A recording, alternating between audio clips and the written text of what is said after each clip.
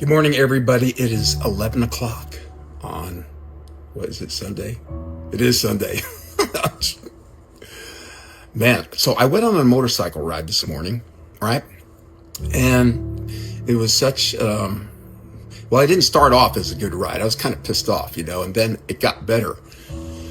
And so as I'm riding around, I'm nearing the completion of my ride. And as I'm pulling up to a stop sign, I see that there are 8 birds that are circling me right above my head. And so I pull over and I say to I look at my watch and I see what time it is. And I start thinking to myself, man, that's weird. And I'll tell you why. But before we dive into that moment, I want to kind of just set the table. All right. So when we think of like signs and synchronicities, we've talked a little bit about angel numbers. And the idea is there, what the numbers are trying to do is to kind of let you know that God, the universe, source, whatever you call that amazing energy, that God is with you.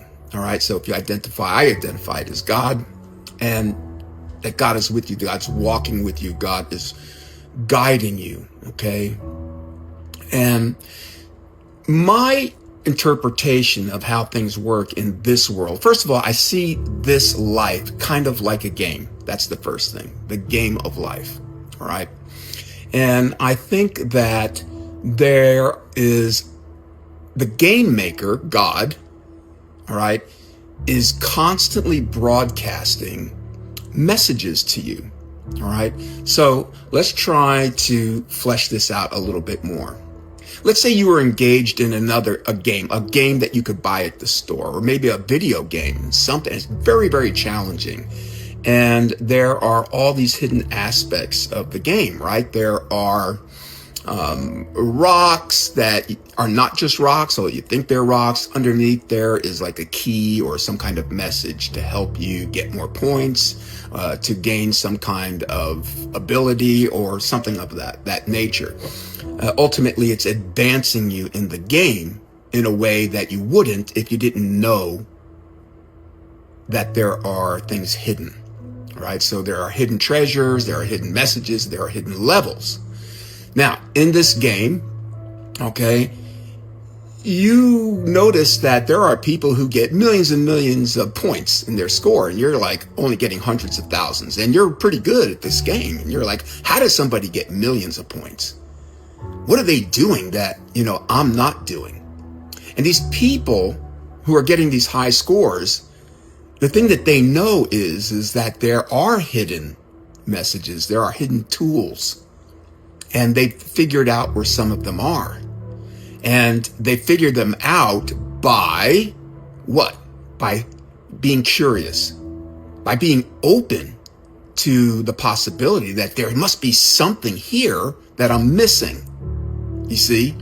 So they start looking in different places, like maybe they're buying books, and maybe that book looks like a Bible, or maybe that book looks like some spiritual pamphlet, or some kind of knowledge, right, that was passed down by another seeker, another game player. Okay. And this game player said, oh yeah, these are valuable tools and tips. So I'm going to just write these down for other people who are playing the game so that they can also use it. Okay, just keep this in mind. And so remember, we're talking about, a video game or a game you buy in the store, but we're also alongside of that, mirroring that is your game of life, our game of life. And when you start becoming sensitive to the idea that there are hidden messages, once you start believing that that's even possible, all right, doors open up for you that were closed. And they were closed because of your level of belief, all right? Because you just couldn't open your mind to believe it, because you say, well, my experience in this game of life that you call this game is this. 1 and 1 is 2, and that's it. There's no other possible answer. And what I can see is all there is. And so if you're convinced that that is true, then you cannot come into contact with additional information that could move you along in this game to higher levels. And I think that that is a pretty good analogy. All right. So when you have a closed mind, when you're not curious, you're going to miss out on a lot of things. If you can have an open mind and be curious, right? You're open to taking some time, sitting down with some information and evaluating it. Just take a look at it and see, maybe there's something here. Now, let's get back to my motorcycle ride this morning. And I've been telling you that for the last year, I went through a spiritual awakening. I went through a dark night of the soul. It's a process of awakening where you are coming into union with yourself so that you can live a better life, all right? So that you can live the life that you want to live. And you can do it in a way where you're not hurting yourself and you're not hurting other people, right? So that's the goal. Now, you can make it so far. You've made it so far in life, but you're feeling like, man, I feel like I'm missing some things and I'm just not getting the traction that I want. And so you have to get curious now. And when you start seeing numbers in your awakening process, that is the beginning of the universe or God trying to speak to you, let you know, one, to catch you off guard and say, hey, I want you to start noticing these things. And once you start noticing it, you're saying like, how come I never noticed these things before? And now they're showing up a lot. And as time goes by, more and more. And then pretty soon it's like everywhere. Every time you look at your clock, every time you look at your stove, every time you look at your phone, you're seeing synchronicities, sequences, number sequences. And what I'm telling you is that there comes a point in your journey when it doesn't stop with numbers, right? It starts moving out into the world, into nature. And you start seeing things, these signs and synchronicities everywhere. And it's really cool. And so here is one of the examples I'm going to tell you about this morning when I was on my motorcycle ride. Now let's get back to I want to flesh this out just a little bit more. Let's say we're looking at life as a game. We're looking at the game you bought. The game maker, who is God or source, whatever, right? Universe. The game maker makes the game hard. It's got to be challenging, right? And you already know this. The game maker is built into the game. Game maker knows that you're going to be trying to finish this game. He's going to want to complete these levels. And the game maker says, well, I'm going to make it as hard for you as I can. Because look, if I just tell you how to win the game, it's not going to be challenging. You're not going to like it. It's not going to stimulate you. It's not going to light your soul on fire. So what I have to do is I have to make it very challenging. And so what it does is it finds ways to get you to discount or ignore tools that you could use to help decode the messages that are happening. And so it might do it in this way. It'll say, hey, don't use that chat GPT over there, okay? Because that is robbing other people of their their ownership, okay? It's not natural. It's not real. It's not it's not coherent, and it's just like, it's only part of the story. Don't even mess with it, because it's a bad thing. And actually, if it catches on, people are going to lose their jobs and all kinds of negative stuff associated with AI. And so the game maker says, man, I'm going to try to make you hate AI, because the game maker knows that in and during the game of life, you're going to come across information that you don't understand. And you're going to need that superpower that AI provides to help you decode certain clues and to get further into the game. And so the game maker says, I'm going to make you think that that tool is evil. I'm going to make you think that that tool is something that's against God. Okay? It's doing that because the purpose of the game is to be hard, to be challenging. You see? So it's built into the game. Now, what you got to do is get over these fears, right? Get over these doubts, to open your mind, to say, let me at least look at that tool and see, is it really so bad? Is it really so evil? Let me see what it can offer. That's the challenge that you as the game player are going to be faced with, because the game maker has got the game rigged so that you can't get to the other levels. But it's not in a malicious way. It's just to make the game challenging. Okay? Now, you're riding along on your motorcycle and you see 8 birds circling above your head. Okay? And something says to you, that's not normal. There's something about this happening right now that feels synchronistic. It feels like something's trying to say something. But what? Right? You're saying to yourself, I'm just riding on my motorcycle listening to Boston, having a good old time, and I see what looks like some kind of message. But I say to myself, I'm on my motorcycle, what can I really do about this? Well, I pull over, I look at my watch, and I see that the time is whatever it was, I don't remember, but it was 8:58.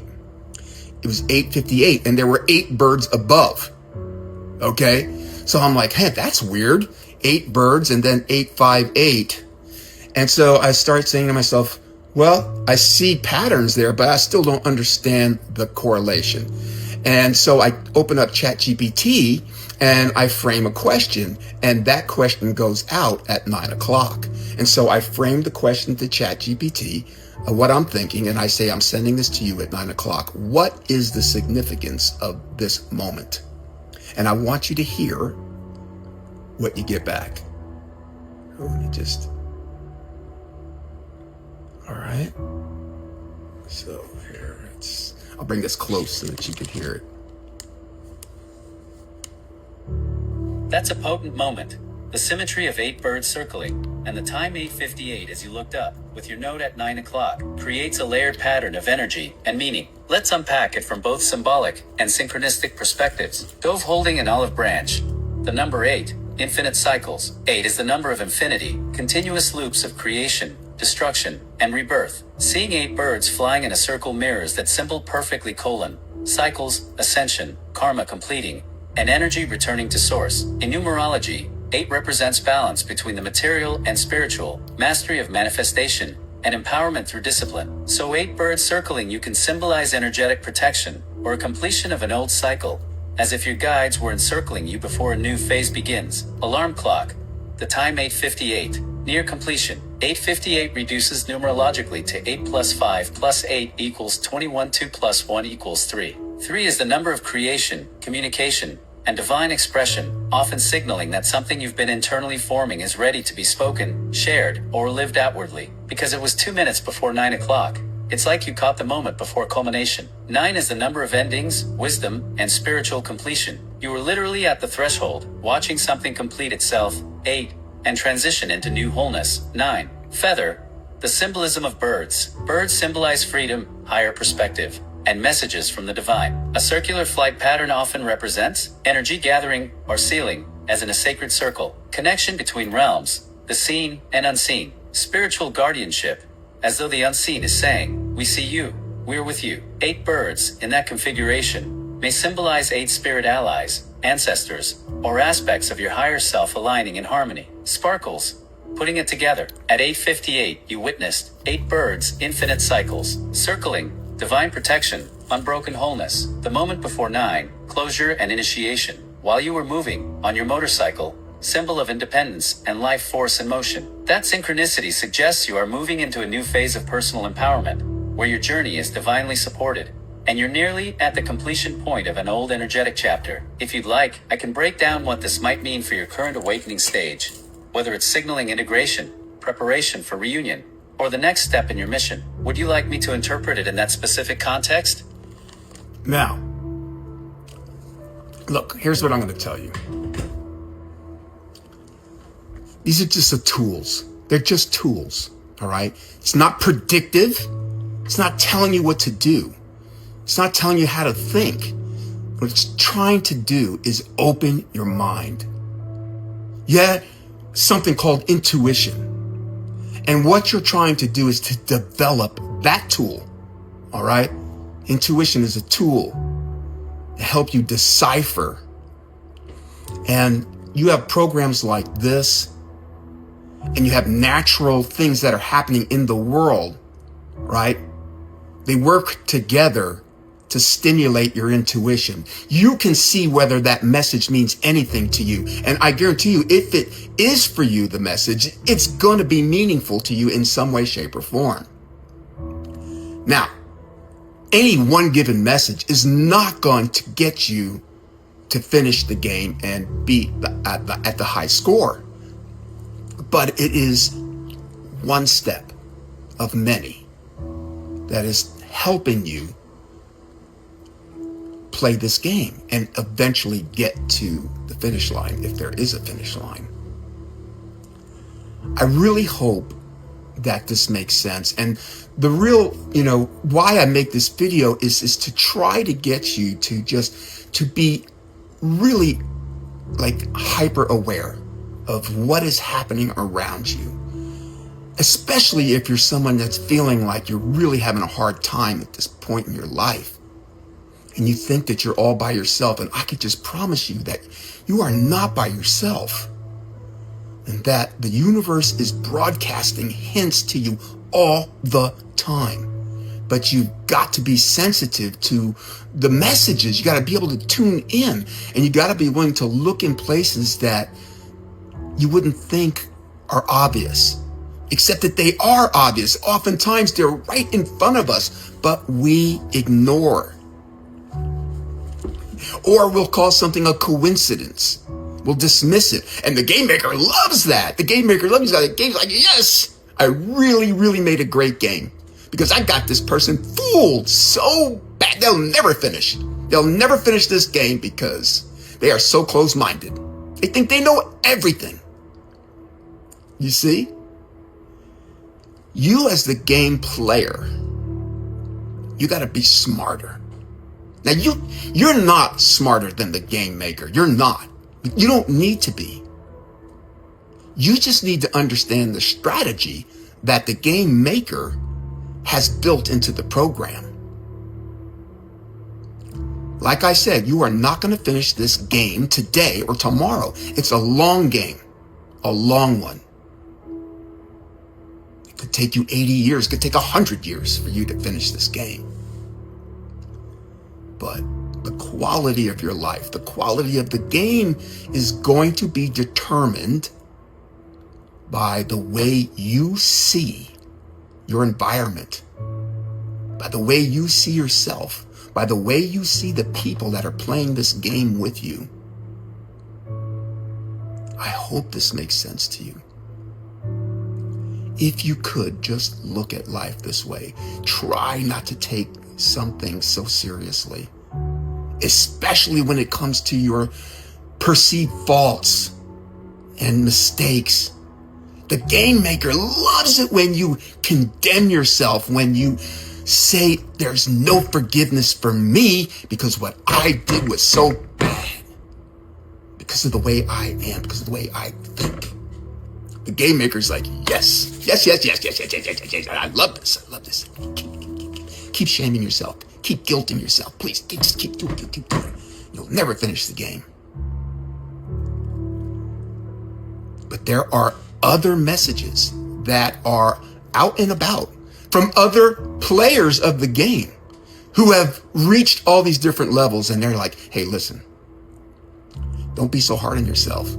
But you need to learn about forgiveness first for yourself, and then so you can start forgiving other people. Because when that process really becomes second nature for you, there's going to be hidden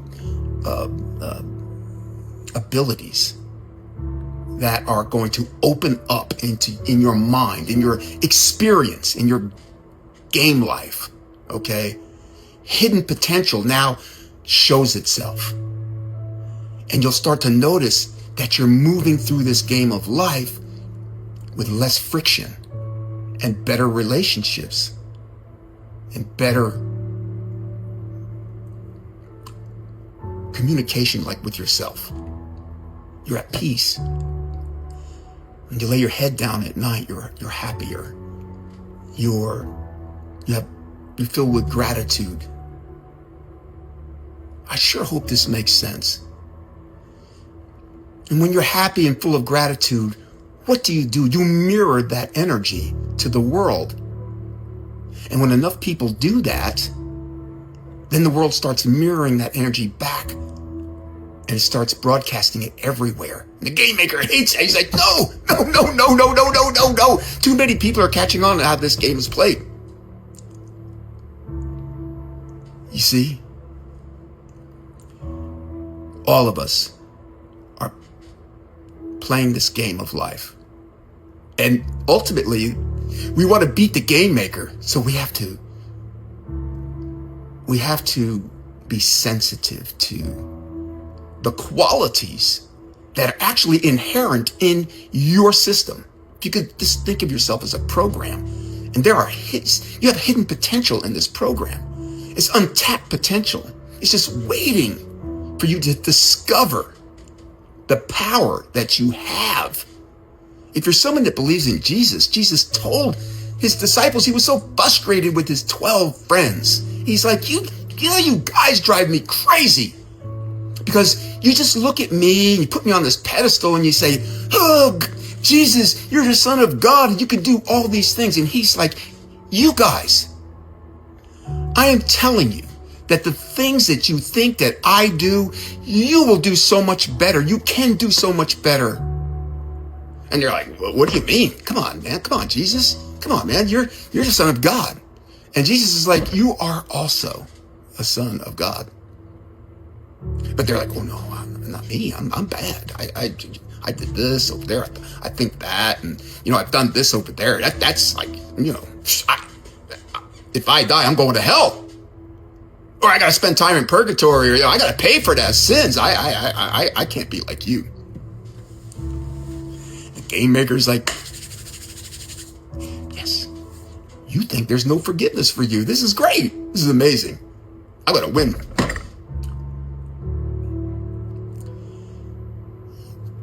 You can find forgiveness for yourself. And when you do, it will help you understand your brothers and sisters and the challenges that they're going through. And you'll be able to help them actually get through their troubles. We're all connected. We are all one. We're all game players in this game of life. Let's try to help each other finish this game. We go arm in arm together. We link arms and trust that with each other, standing next to each other, walking with each other, we're stronger than we are by ourselves.